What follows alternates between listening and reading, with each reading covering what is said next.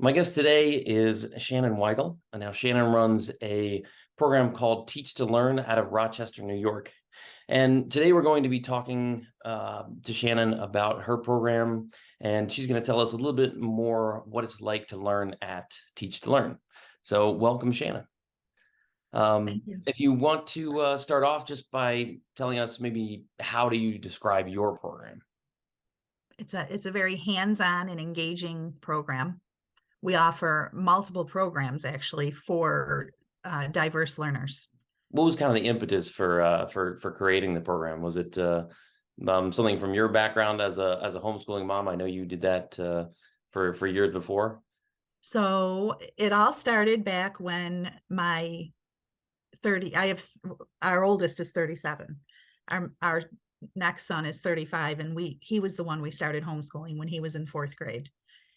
And years after, as his younger sister, who is now 32, we homeschooled her. And once my youngest graduated, we had another child. And originally I thought, we're going to send her to school. I'm not going to homeschool. I'm going to go back to teaching. I'm going to get my master's, get my doctorate, and do what I need to do. And within the first year of her being in public school, we realized this isn't going to work. So I started teaching her, homeschooling her at home, and I was finishing up my master's online in education. And I thought, gosh, this is really hard. I was homeschooling 2 before, now I have 1. It's really hard to homeschool just 1. So maybe I need more kids to homeschool. And then my girlfriend said, hey, I need someone to watch my daughter. And I said, well, she's only in kindergarten. Why don't you let me homeschool her? And that turned into 6 years of homeschooling her with my daughter. And then another girl joined in, and I ended up having a 1-room schoolhouse. By the time she was in 3rd grade, I had 6 to 7 students that I was homeschooling, all different ages. A lady had contacted me about teaching. So I started teaching in this program. And within the first year of teaching, I only taught there one year actually before. I have to bring up God just for the record, because it's all about the Lord. I had this vision. So I shared the vision with the lady that ran the program, and she's like, that sounds great. Let's go for it. So her and I went out and we searched for a building, found the building. I created this primary program and built it.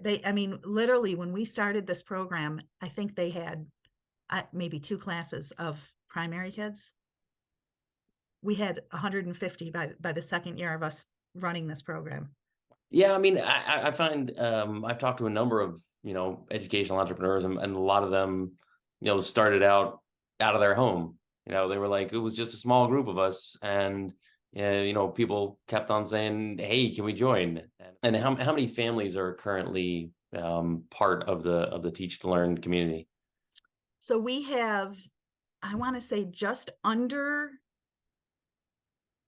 200 families and over 300 students. Wow. Okay, Yeah. so it has grown quite a bit from the 6-person 1-room schoolhouse out of your house. So I guess it might be good to kind of delve a little bit further into the kind of like day-to-day, like what does a day in the life look like? And I know you guys have your program, it's 4 days a week, right? Yep. And the different days have kind of a different focus. So let's start on Monday and maybe just give us a little overview on what that is and what a day looks like. Sure. Well, first, the 4 days, you do not have to attend 4 days. But the key is to know that it's really up to the parent to choose what they want their child in. Mm-hmm. They choose all that they can do, then they choose that. But you don't have to. Right. You have this educational offerings, and it's kind of, right. Pick and choose what works best for your family. So what's Monday? Mondays are our academy days, and they serve ages 3 through grade 12. We offer half day or full day, and within the day you get an hour of a local it's like a Lego company. It's called Brick Lab. They come into our program and they do like a STEM unit with Legos with our children. Awesome. So they're And physically building things like you yeah, mentioned, that actively learning is kind of a key component of Teach to right. Learn. And it's all based on age. So what's really nice about it is your 3 to 5 year olds are together, your 5 to 7 year olds are together, and your 7 to 9 year olds are together. So it's a family type unit, 12 students, one teacher, one assistant. Okay, good And ratios, then, slightly mixed age, but right. like bands as opposed to all ages. So And then they come into class. It's from 9 to 3:45. And they everything that's taught within the class is based around literature. Half of the day is STEM activities, so a lot of science. The other half of the day is geography, cultures, that type of thing, based around literature. But then in the morning, you'll get an hour of brick lab, each class. So the 3 to 5 year olds will go from 9 to 10 and get their brick lab time. The 5 to 7 year olds, they'll go from 10 to 11. gotcha. So, and then in the afternoon, they get a half year of art and a half year of music. Okay, Same format as brick lab. So the 3 to 5 year olds get their hour of music. The 5 to 7s will go and get their hour of music. And the 7 to 9s the same. And then the second half of the year will be art. And we have concerts, music concerts with the kids. We display their artwork, but we bring in specialists that specialize in the music. hmm They have like a professional certificate in music for this gotcha. age group. Same with art and the same with the brick lab. For the music, are they bringing in instruments? So they learning to They play do. instruments, things like that? Yes. It's a petting, they call it a musical petting zoo. I know. You gotta, yeah, you try out a bunch of different things, see what kind of Yes. fits, and gotcha. Yep. So that's the Pee-wee through grade 3. Once you hit grade 4, you choose grades 4 through 7. They're in one category, and grades 8 through 12 are in a category. You can do culinary. So we have a cooking program. You can do Learn to Trade, which is our construction program, which is a big hit because not a lot of people offer it. Well, I don't know many unless you go through like a BOCES or, a public school. Gotcha. Um, and we have this upcoming year, we're going to have chess, we're going to have robotics, music, and art. So it's an a la carte, and you choose. In some, like culinary and Learn to Trade, they're 3 hours long. So Right, it's a right. half day. Where chess and art and music, they're 90 minutes long. So you would pick and choose what you want. So I guess you mentioned Learn to Trade, and then it's kind of construction related. Do you want to delve just a little bit further into like what are they actually doing there? So I wish it was light out because I would take you out and show you. Because actually this year, our Learn to Trade program created 8 by 10. Yeah, that's about 80 square feet. 8 by 10 playhouses with front porches, flower boxes. Hmm. They did the trim, the roofing, the siding, you name it, they did it for our nature place. Two playhouses for our nature place. My husband really started this program. He even named the program. He'll go in and he has every tool from 1900 to, because he has all his grandfather's tools and everyone's tools and his own, just so many things. And he'll just take a Okay. bucket of tools, dump them out on the table and say, okay, I want everyone to pick a tool. And then he'll go around and say, okay, tell me, how do you use this? What would you do with this? Where would you? And they start playing with the tools and talking about the tools and using them. So the kids love, that's a huge hit with the kids. And then we do a lot of just drilling. And well, the 4th through 7th grade, they do not use any power tools. Everything's hand tools. Once you get into the 8th through 12th, they use power tools. So they're learning at a faster pace. They're older. But they do a lot of banging with the hammer and the nailing and just a lot of drills like that, a lot of measuring, huge math. We use a math construction workbook. So they're getting a lot of math in it because a lot of construction is math, right? Applied mathematics, yeah. Yeah, so we do a lot of that. More math with the older kids for sure. But there is, I mean, you can't do construction without it. So the younger kids are doing it as well. The younger kids they're finishing up their year with a wheelbarrow. They made plant stands. They made benches. The older ones, everything they've made was made for the nature place this year. So the birdhouses, the planters, the playhouses, the tree fort, everything they've done was for that. Awesome. Yeah. So Oh, they get to go out and see the things that they've built and right. interact with them, which I imagine over time, as you wear and tear, is also like an additional level of learning. Like, oh, I guess we should have done that differently. The Oh, whole yeah, top fell off. Yeah. I guess in partnership with a local college, you guys also offer the people on the college track the ability to get college credit. So maybe you can delve in a little bit. Like, how does that work? What? Sure. Yeah. So this is a big move right now in the homeschooling. I mean, I think it's actually, I'm not sure what's going on in the public schools with it, but in homeschooling circles, dual enrollment that's like a key phrase right now. Everyone wants dual enrollment. And in order to teach dual enrollment in any program, you can't teach dual enrollment through your home school. You have to be in a group because they have requirements. You have to have 4 to 6 minimum students in the program, in the class. And and most colleges in this area where I am, actually all the colleges that I've worked with so far that I've talked to, they require at least a master's degree for you to teach the dual enrollment. And of it, within that master's degree, they require 18 credit hours in the field you're teaching. All right, So it's a key. The key with dual enrollment is finding your dual enrollment teachers. You need people who are qualified. so what classes do you currently offer as the dual enrollment option? We offer American Sign Language 1 and 2. We have we offer introduction to business every other year, and offset that we have a computer course. It's like Microsoft, basic computer course that we offer. And we offer these courses would be named differently depending on the college, but it's Principles of Writing, which is equivalent to English 101. And writing and research, which would be equivalent to writing and research it depends on the college you're at, but I would say it's equivalent to English 102, like your second English course that you would take at an upper level in the collegiate circles. Introduction to Psychology. And I want to Western Heritage. It's like a history course, ancient history. I don't teach that. Gotcha. And so they take these classes and they can actually get college credit Yes.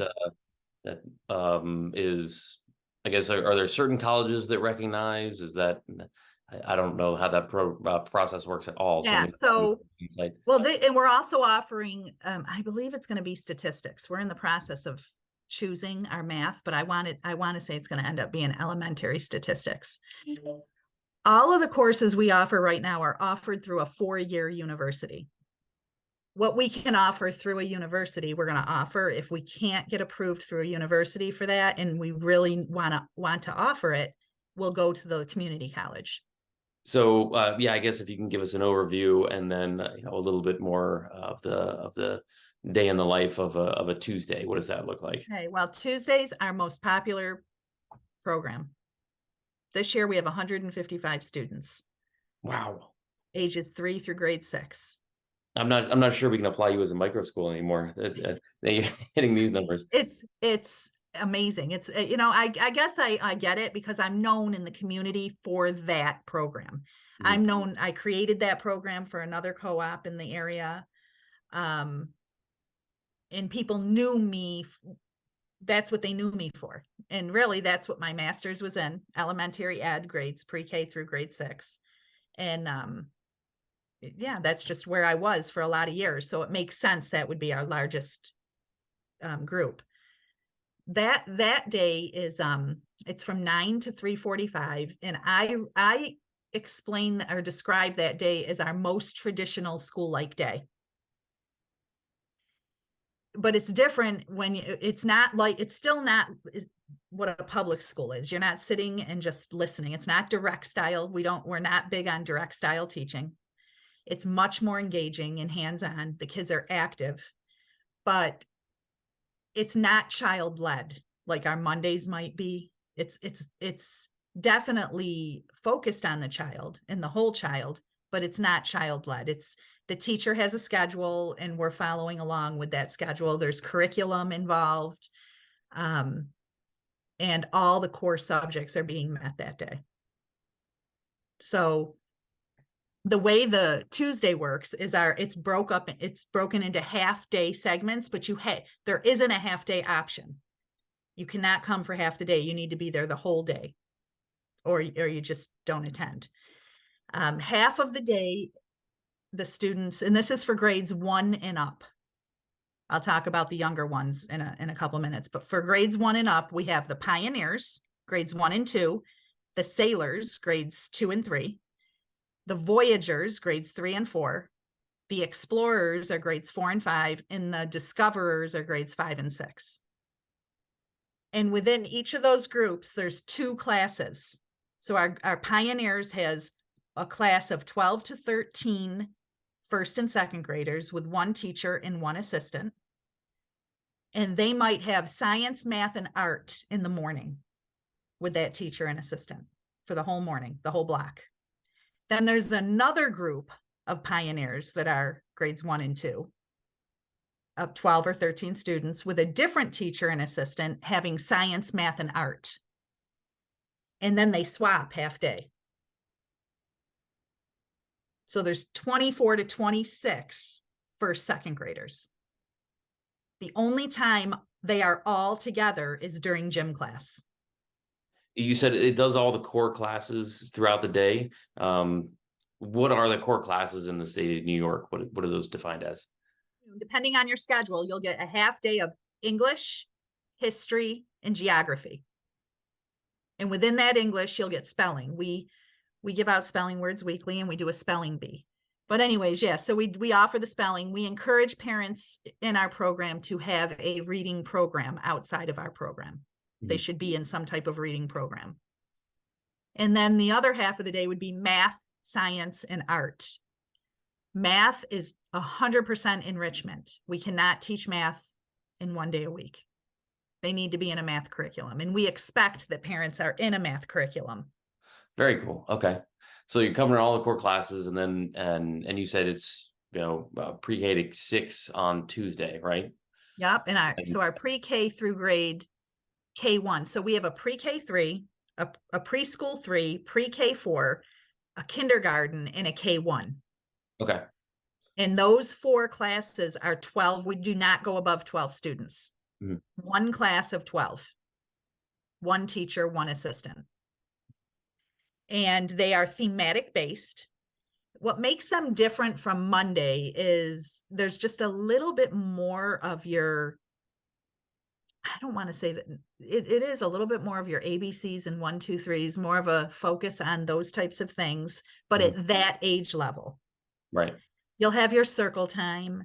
You would find in some of our classes, those younger classes, they'll take themes and teach based on themes, because I let the teachers choose. I oversee it, so I want to see what they're teaching, but I let them choose what they want to teach, because in I'm a teacher. If someone came in and said, you have to teach this, well, I wouldn't be a teacher. Yeah. You want to own what you're teaching, right?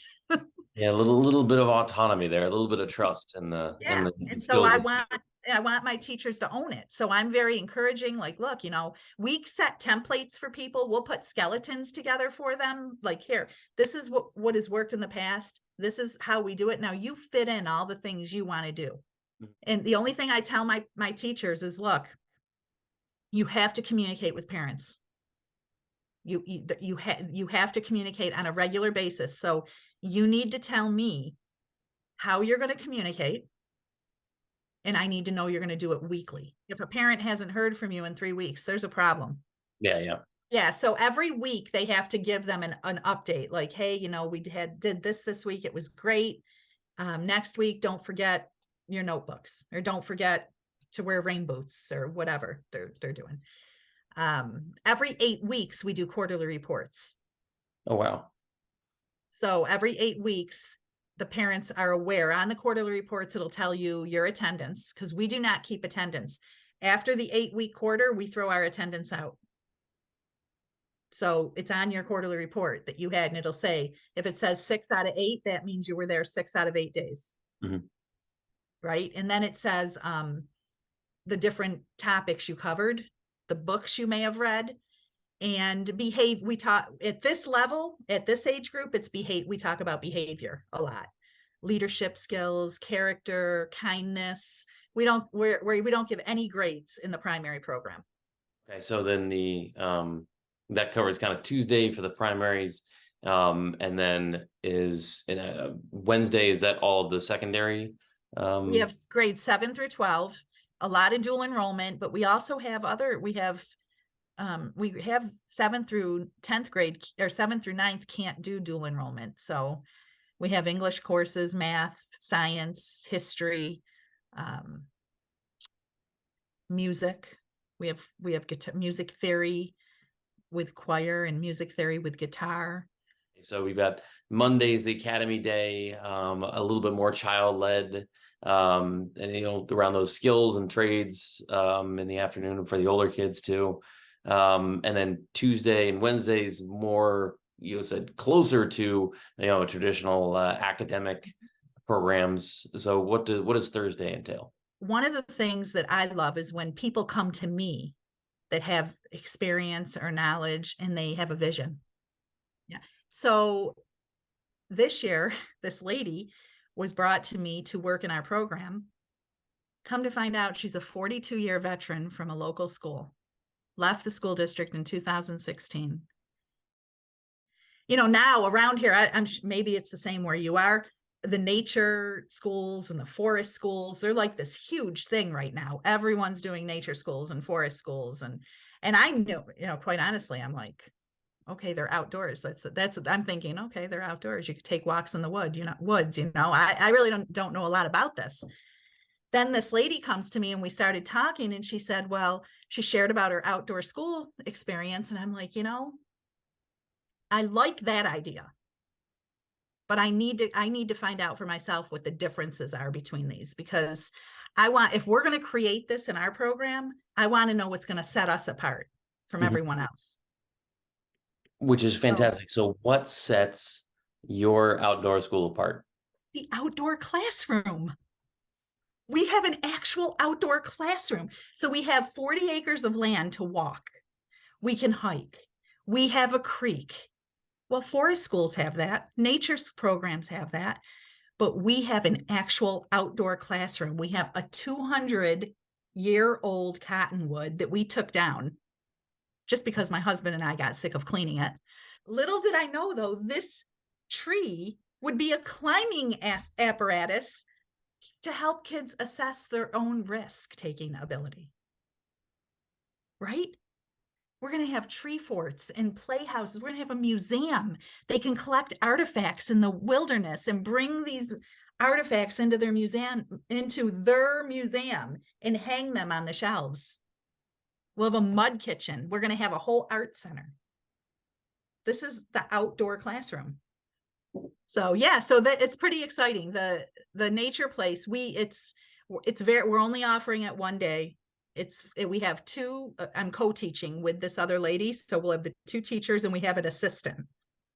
So I said, well, let's go with 14. The classroom is huge. So we had to clean up all this brush. We've been having all these cleaning days where people come and clean and get stuff out of there. We had no idea how big this was going to be. Mm-hmm. It's massive, this space. So I said, why don't we do 14 kids per session? Since we're only doing it one day, let's at least offer it to, because once you get beyond 14, then it's just the bigger that it's distracting for the kids. But I said, if we have 2 adults and an assistant, I think we can do 14 kids. So that's what we're going to do. And it's half-day sessions. Okay. And it's only for ages 4 to 6 this year. Okay. We're starting small, but You we're gotta already, start small, grow as yeah, absolutely. yeah. It's really exciting. I'm excited. And it's all the time. It's based on seasons. So it's not the 32-week program that our primary and secondary. It's not like that. It's within that 32 weeks, but they're 8-week sessions and they're in the height of each season. So the 8 weeks for fall, we don't even start till the last week of September because we want to get the height of fall. Winter doesn't start till mid-January because we want the depth of winter. And they're outside the whole time, The elements, and just we have a barn for shelter if we need it. There's a porta potty that we'll have on site just for the nature place. Yeah, it's pretty exciting. Yeah, it sounds like I'm excited to see the details come out. He said this is the first year you're launching the outdoor school, right? It is. All right. We'll call it an outdoor experience. All right. You're not allowed to call it a school in New York? Well, that's the thing. New York is funny because the minute you start calling yourself a school, they're going to want to. If you're a school in New York State, you have to be regulated. It's the same in Maryland. The use of the word school, it's a. We don't want to be regulated. We're actually doing just fine without regulations. We have homeschool regulations and guidelines, and we follow them. Yep. But believe it or not, we're not having any problems without regulations. We're good. People learn just fine. You've got the education background to say like this is actually how people learn. Like this, right. But yes, that would kind of fit you within a specific box that would cause all kinds of other limitations, right? Right. Yeah. Any stories of students that had come through, or any other anecdotes that you might want to share? So I know I have to share this one though, because every time I create a program, I teach in the program for the first year. That's something I just believe that I need to do so that I can have empathy for the teachers when they're teaching in that program. Because teaching can, mid-year, you're not always, it can be exhausting. It's rewarding, but it can be exhausting. So I want to have that empathy. So I'm in the Pee Wee program this year, and I have this little guy, and I told his parents, I use him as an example all the time. So this little guy is really, really smart. He's only 5. He turned 5 in September, but she's just a really smart guy, a really smart kid. And he's, you can tell he's kind of school smart, book smart, he's like, where are the books, where he's all about school. He's going to just learn it, master it. We're in class. This is on Mondays. He comes Monday, Tuesday, but Monday he says to me 2 weeks in or so, it was very early in the year. He goes, Mrs. Weigel, I noticed that all we do is play. When are we going to start school? And I said to him, well, I said, I have a secret for you. The best teachers know how to hide school inside of play. You don't even know you're doing school. You're doing it. And this kid, I am telling you, because I didn't think he'd really succeed at this Monday, because it goes back to, we offer these programs for different learners. So our Monday program is much more, it's really for the sensory kid, the kid that really struggles with sensories and needs to kind of feel it and touch it and smell it and run around it. And you're never going to see a textbook pulled out or a math book. Even when we do math, it's always going to be very hands-on, manipulatives. If we're going to measure something they want to measure, so it's just a very different style of learning. And especially when your child is so academic, it just wants, give me the book, when can I start school? They have this idea already, this preconceived idea of what school should be. And I really didn't think he would. I thought, wow, I don't know if he's going to make it through the year on the Mondays, because in the first couple of weeks he didn't want to stay. He just wasn't into it. He's my top leader now. Hmm. runs the classroom, gets everyone in order, always wants pictures of his stuff taken. Hmm. Oh yeah. So, what's nice, and I told his parents this, I said, it's interesting because, for instance, today I had a mom come to me and she said to me, yeah, I'm not sure what we're doing next year with our daughter. She just really doesn't like Tuesdays. She's a totally different kid coming to Tuesday class. And it was interesting because my grandson's in the program and his mother's the same thing. She's like, I don't know if I'm going to put my son in and put him in the Tuesday class. I think I'm going to do the Monday, Thursday, Mm-hmm. which is much more child led, Right. more just play based. And I said to the lady today, I said, well, so I said, this other family had a very similar situation, but it was with Mondays.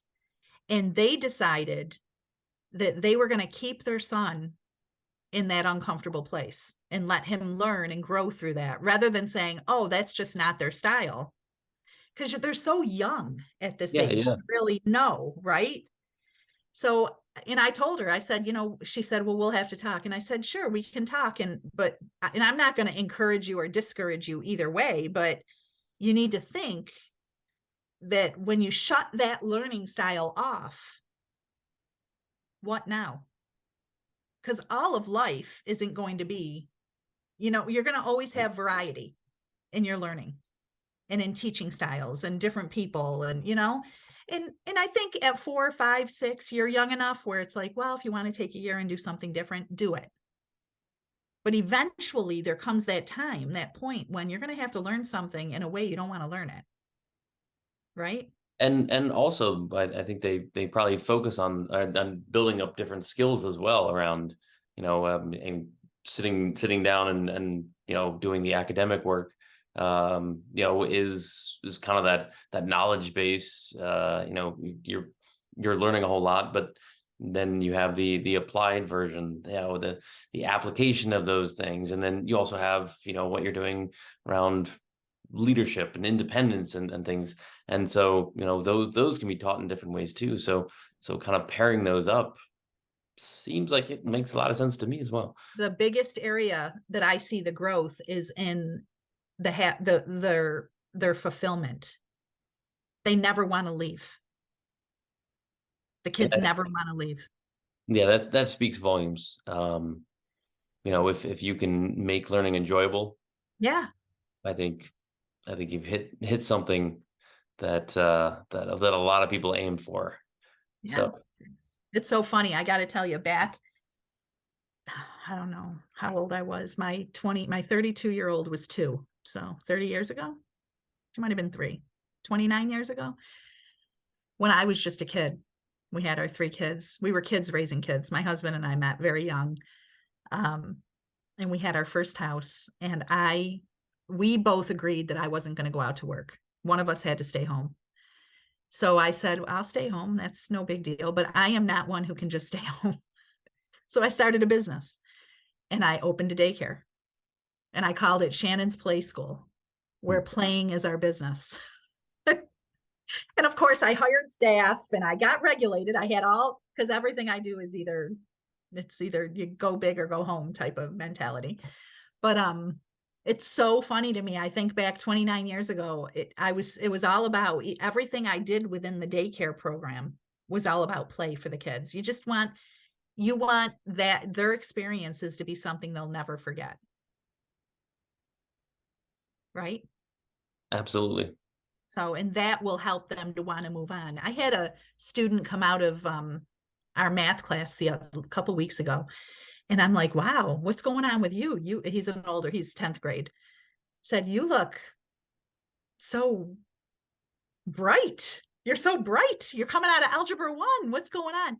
He goes, it's a new teacher we have, and he's going to be with us now next year. This gentleman, I just love our teacher. He goes, he is exactly who I want to be. I said, really? Like, you really just want to be him? He goes, well, I want to be what he is, a professor, because he's a professor at one of our colleges. I said, that's great. So I said, we're kind of like killing 2 birds with 1 stone. We're teaching you math and getting you ready for your career. This is how you need to act. But it's interesting to see you see the joy with the kids. And some kids leave the program. They don't, it doesn't work for them. But they have that option. Right. Exactly. My guest today has been Shannon Weigel. That seems like a great place to wrap up. Thanks so much for your time, Shannon. You're welcome.